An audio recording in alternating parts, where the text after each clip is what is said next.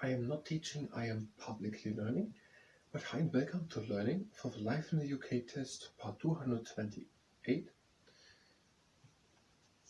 Gustav Holst, while doing short impingement training, and if you participate in the short impingement training, it is at your own risk. So I just talked about that Gustav Holst lived until 1933, and that section also starts with more recently. So we're making a big jump. The last one was George Frederick Handel in the 17th century. And now we're having Gustav Holst. Suddenly we're up to the 20th century. But before we're going to do anything to Gustav Holst, we're going to look if we find the premises.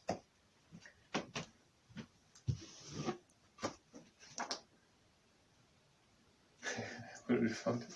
Oh, there you go. Okay.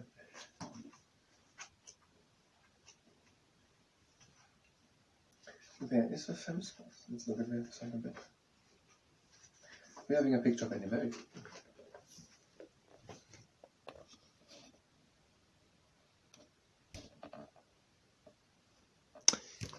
He won Wimbledon 13 and 16, and US Open 12, and gold also in 12.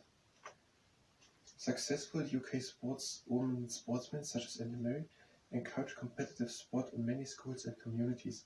Tennis is the highest profit sport for 2 weeks each year during the Wimbledon Championships. I said we're not going to use additional sources. Let's look at the premises.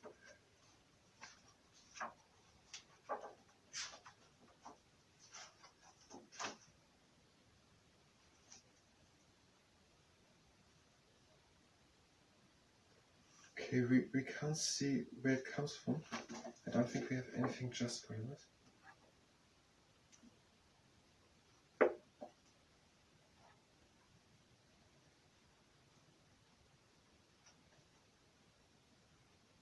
Maybe it's because we're having two cards, I guess. The first one is with There are no cities, but where is the Thames? Where's the Thames?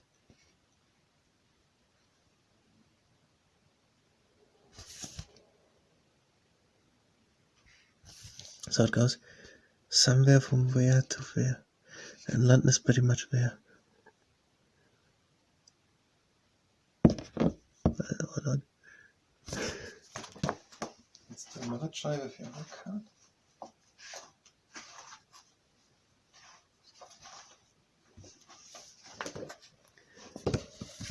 Where is London? And the Thames goes somewhere where through London, and somewhere further away.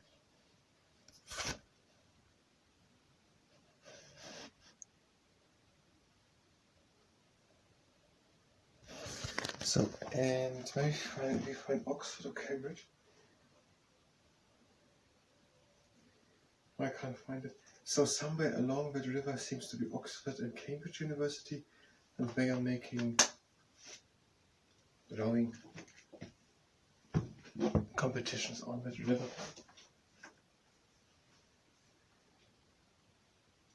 Rowing is also popular, both a leisure activity and as a competitive sport.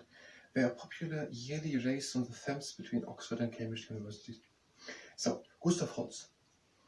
More recently, important composers include Gustav Holst, 1874, 1940, 1934, whose work includes planets, a suite of pieces themed around the planets of the solar system. He added Jupiter,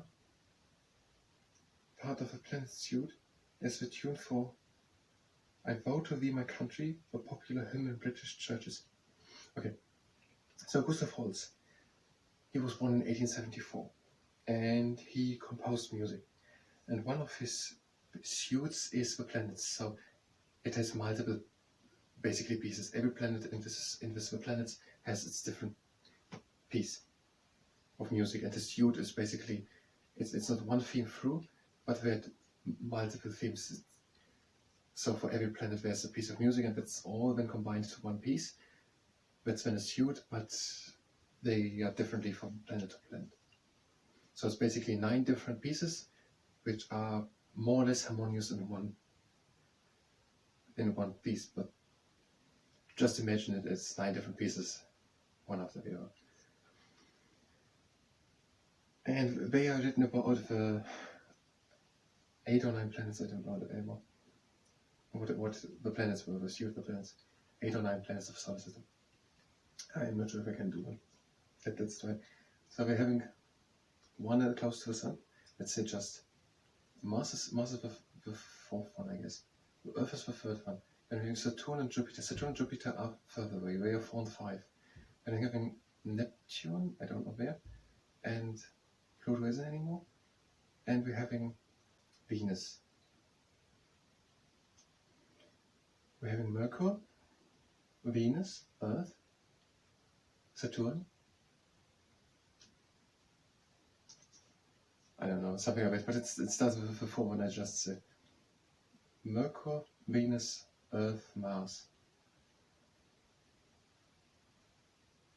I don't know, there was a sentence to get them. So these are these first 4 and then something like that, just every 8 planets.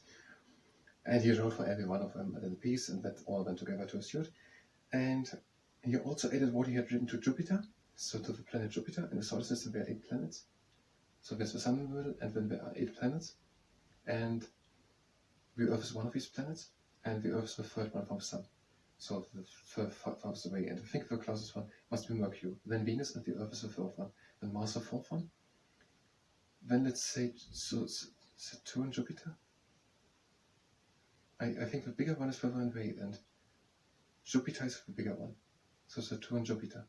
And when we're having, I don't know, Neptune is missing somewhere.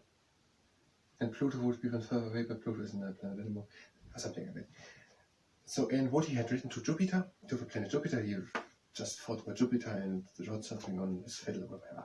He wrote something to Jupiter, and that did he use as a tune, as a music for I Vow to Thee My Country, which is a popular hymn in British churches. So there's been another piece that is called I Vow to Thee My Country. I'm not completely sure what vow means. It's V-O-W. There are 2-3 different words that could be placed instead of woe, and they all have different meanings. And basically every time the word woe is used, all 3 would fit, so I can't figure out which one it is. It means something. It's patriotic, I vow to thee my country. So, and the music of which he wrote for Jupiter, did he use also as the music for I Vow to Thee My Country, which is a popular hymn. And that was Gustav Holst. And now we're doing just short impingement training. If you're here for Sir Edward Edgar, then you can just skip to the next part. If not, you can do short impingement training at your own risk. Having a good, comfortable, firm stand. And we're doing forward shorter circuits. Back, up, in front, and down. Back, in front, and down.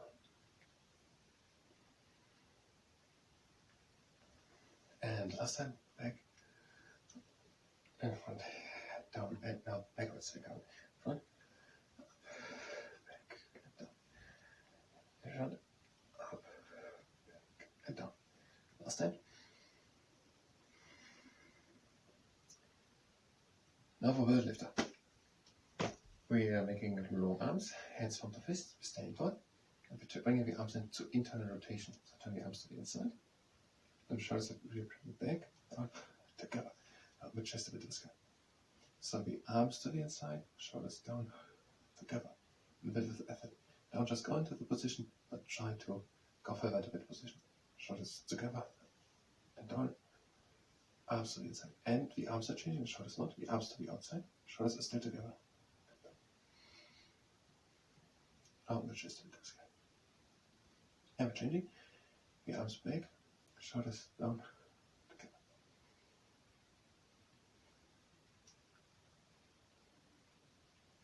Change last time, the arms back, shoulders down.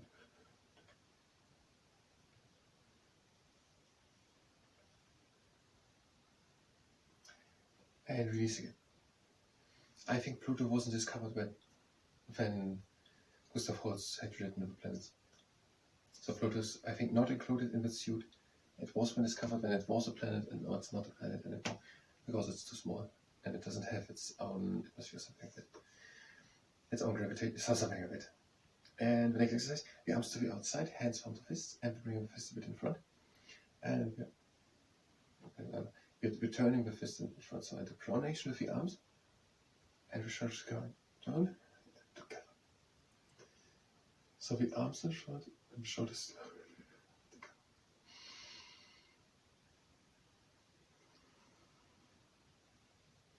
Changing the arms back, so into supination, the arms back, shoulders up and in front. The arms back, shoulders up and in front.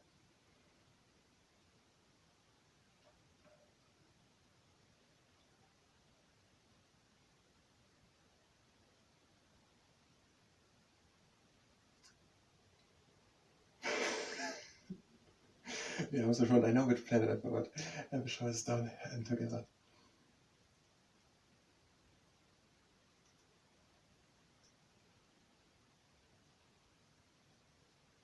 And the arms back, and the shoulders up and in front.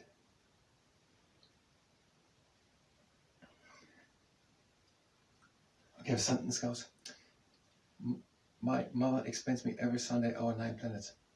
My mother explains me every Sunday our 9 planets. Pluto isn't. My Mercury. Okay, it doesn't work like that. It's not mother, it's in another language, so it's Venus.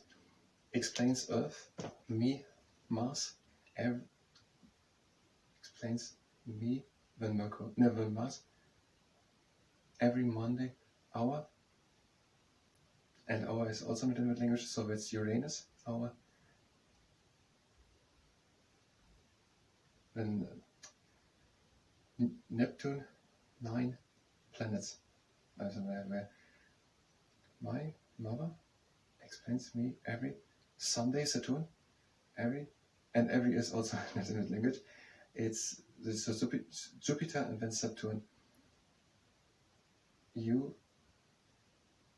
It's Uranus, and then 9 and P planet, 9 planets. So Neptune and, did I have Neptune before? Neptune and planets P. Planets. It doesn't work, the sentence is not in English. So, and we're doing the next exercise. What is it?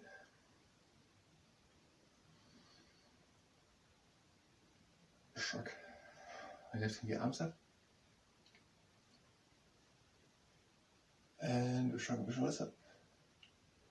And releasing it all down again. And now bring the arms up. Shrug the shoulders up. Do it only if I could do it for 10 exercises. And again down. And another time, the arms up. Last time. Shrug the shoulders up. And again down.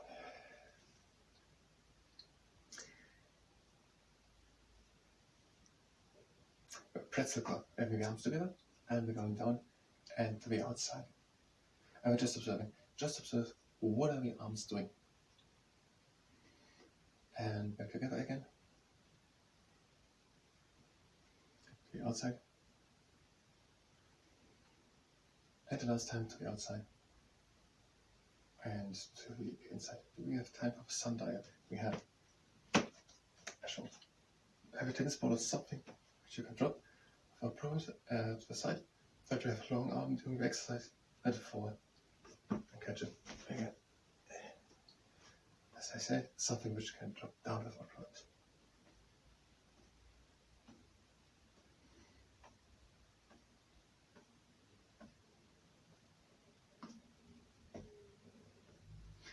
And just stretching, we're bringing one arm in front.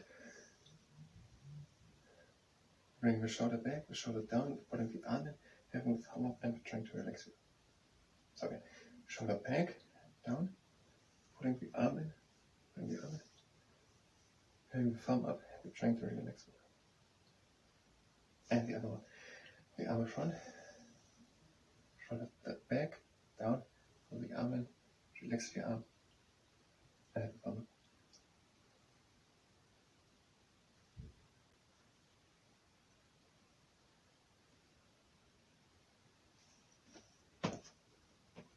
And that was the shoulder and pitchman journey. I thank you very much, and until next time.